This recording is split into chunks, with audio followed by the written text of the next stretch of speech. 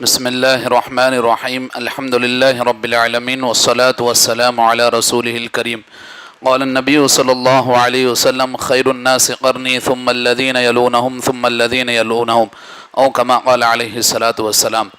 محترم بزرگوں، دوستوں، حاضرین اور پیارے بچوں، مکتب خیر القرون، اس کا تعارف سب سے پہلے آپ کو پتہ ہونا چاہیے کہ یہ نام کیوں رکھا گیا ہے اس مکتب کا۔ خیر القرون، یہ قرون دراصل جمع ہے قرن کی۔ قرن کہتے ہیں عربی میں صدی کو، اور قرون صدیوں کو کہتے ہیں۔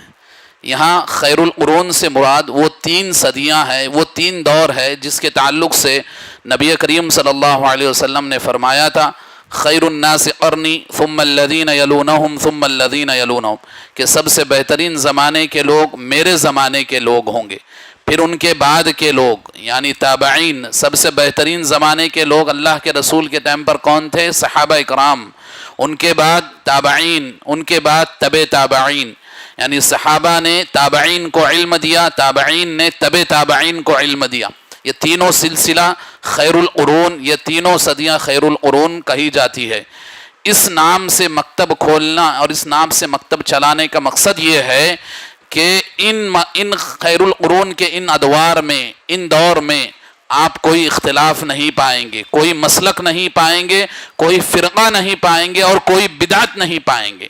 سب سے بڑی چیز، اسی لیے اس نام سے مکتب کو شروع کیا گیا ہے۔ اور اس مکتب کی خصوصیت میں یہ ہے، اب اس کی اہمیت دیکھیے، کہ ہم نے یہ چاہا کہ یہ مکتب ہمارے شولاپور کے ماحول کے حساب سے بچوں کو ہو، یعنی ایسا نصاب ہو جو یہاں کے ماحول کے حساب سے بچوں کی دینی تربیت ہو۔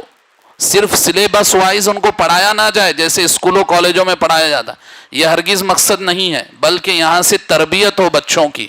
بچے بالغ ہونے سے پہلے وہ مسائل جانے جو بلوغت کے بعد ان پر واجب ہوتے ہیں، جیسے طہارت ہے، نہانے کے مسائل ہے، غسل کے مسائل ہے، نماز کے مسائل ہے، اور اسی طرح نماز کے ہے۔ یہ ساری چیزیں بچے اپنی عمر کے بلوغت تک پہنچنے سے پہلے یہ جان لے اور اسے پریکٹیکل اپنی زندگی میں لائے۔ اس مکتب کا مقصد ہے۔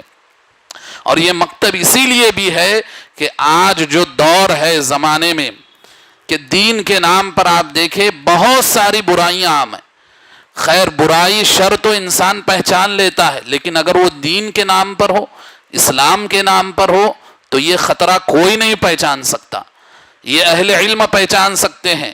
تو ایسے ماحول میں جو دین کے نام پر، اسلام کے نام پر برائیوں کو عام کرے، بدعتوں کو عام کرے، سنتوں کی مخالفت کی جائے، شرک عام ہو، ایسے ماحول میں اس مکتب کو لانا یہ ہمارا مقصد ہے کہ جو بچہ یہاں سے پڑھے وہ علم کی بنیاد پر جو دین کے نام پر شرک پھیلایا جا رہا ہے، اسلام کے نام پر بدعتوں پر عمل ہو رہا ہے، دین کے نام پر برائیاں کی جا رہی ہے اور دین کی طرف ان باتوں کو منسوب کیا جا رہا ہے، اس مکتب میں پڑھ کر ان برائیوں کو جانے، اس کا علم حاصل کرے اور اس سے اپنے آپ کو بچائے، اپنے گھر والوں کو بچائے۔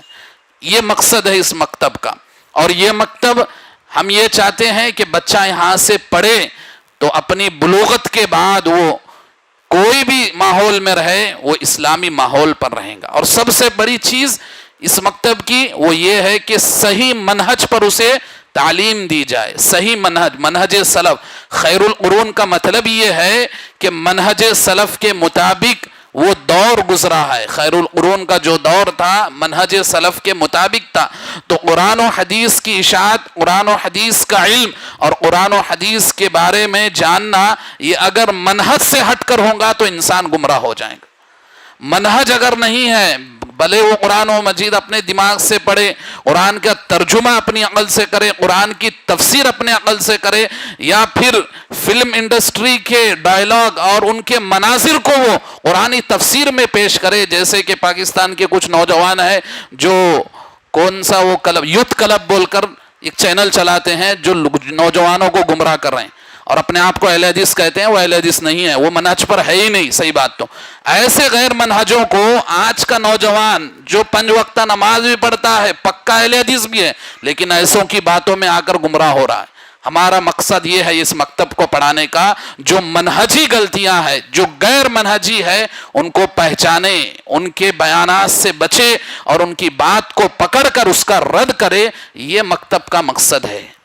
اگر انسان صرف قرآن و حدیث کا نام لے کر، بہت سارے لوگ قرآن و حدیث کا، خوارج بھی قرآن کی آیتوں سے استدلال کرتے تھے، اور انہوں نے قرآن کی آیتوں سے استدلال کر کے حضرت علی رضی اللہ عنہ کو نعوذ باللہ کافر قرار دیا۔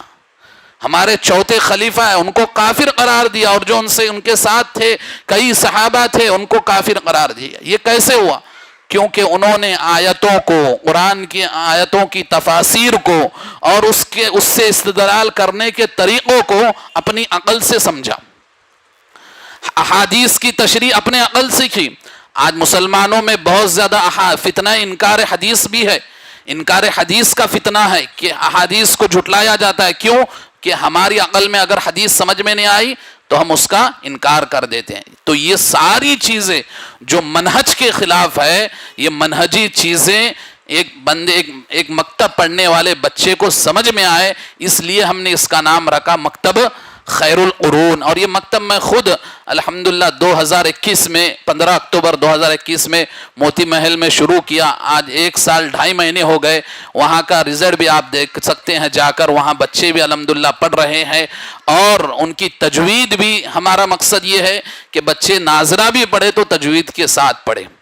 تو اس کا نصاب ہی ہم نے ایسا رکھا کہ اما پارا مکمل حفظ ہو تجوید کے ساتھ، اور نورانی قاعدے کی جو تختیاں ہیں، جو قاعدے ہیں، وہ حفظ ہو۔ صرف پڑھ لینا کافی نہیں ہے، بلکہ وہ تختیاں حفظ ہو، حفظ کرنا تختیاں ہو بچے۔ اس لیے کہ جب بچوں کو پوری تختی حفظ رہیں گی تو جب قرآن پڑھیں گے تو قرآن پڑھتے پڑھتے جب وہ تختی آئیں گی، وہ قاعدہ وہاں آئیں گا تو وہ بول سکیں گے کہ اس آیت کے اس ٹکڑے میں یہ قاعدہ ہے اور اس کو اس طرح پڑھنا چاہیے۔ اور یہ ایسا الحمدللہ ہوا۔ ہم نے ایک کوشش کی، میں نے یہ 1 سال پہلے یعنی 2021 میں اکتوبر میں شروع کیا موتی محل میں، اور الحمدللہ یہ مکتب چل رہا ہے، اور الحمدللہ بخوبی حسن ہم نے اخلاص نیت سے اس کو شروع کیا تھا، اللہ کی مدد سے اور اللہ کی توفیق، اور اس کے بعد ہماری کوشش سے یہ اللہ تعالیٰ نے اس کو کامیابی دی۔ تو میرے سب سے بڑا مقصد اس مکتب کو شروع کرنے کا یہی تھا کہ منہج کا بگاڑ اہل حدیثوں میں بہت آ رہا ہے۔ صرف نام کے قرآن و حدیث والے ہم رہ گئے ہیں، منہج نام کی چیز کسی کو پتہ نہیں۔ منہج سلف کیا ہے، علم کیسے حاصل کیا جائے، صحیح روایات، ضعیف روایات، موضوع روایتیں سب دھڑلے سے بیان کر رہے ہیں، اس پر عمل بھی کر رہے ہیں، عمل بھی ہو رہا ہے، اس سے استدلال بھی اور دلیل بھی پکڑی جا رہی۔ یہ کون سی بات ہوئی؟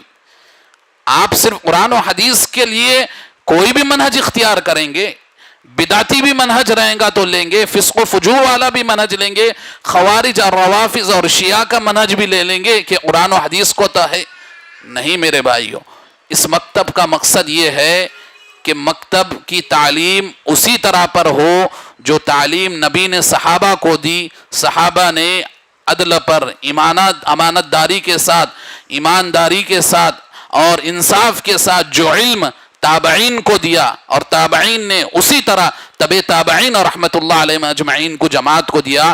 یہ خیر القرون جو زمانہ کہلاتا ہے، اس کی مطابق یہ مکتب میں تعلیم دی جائیں گی۔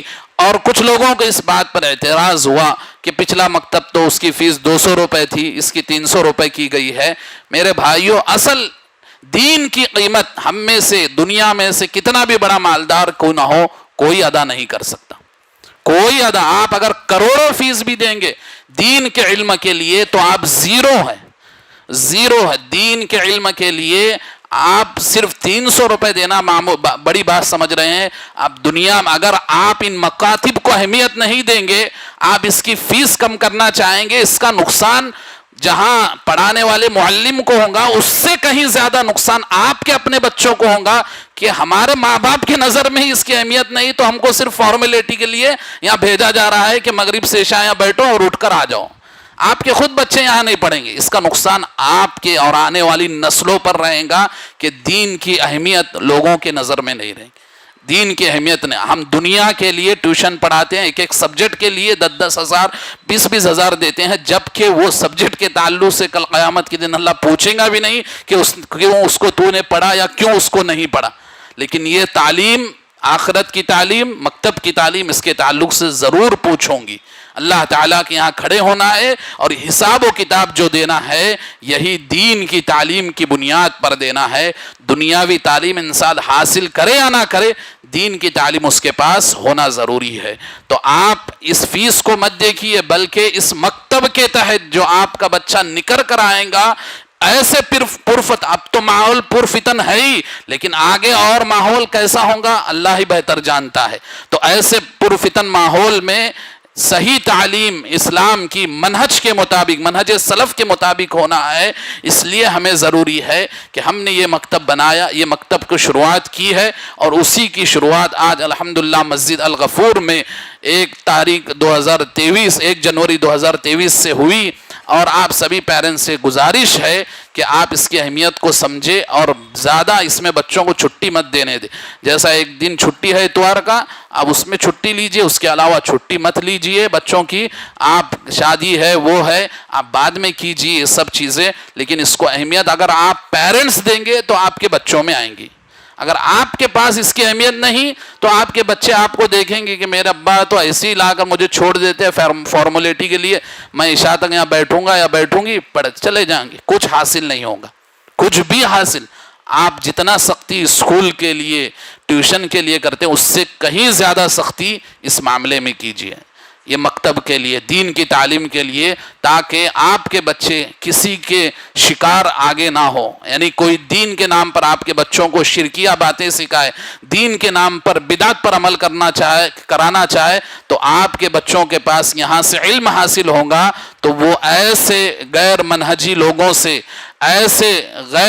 لوگوں سے اپنے آپ کو، اپنے ایمان کو بچا سکیں گے، اور خیر القرون جو اس مکتب کا نام ہے اس کے مطابق جو علم ہوگا اس کا مقابلہ دنیا میں کوئی بھی باطل مذہب نہیں کرے گا، کوئی بھی باطل مسلک، کوئی بھی باطل فرقہ اس کا مقابلہ نہیں کر سکتا۔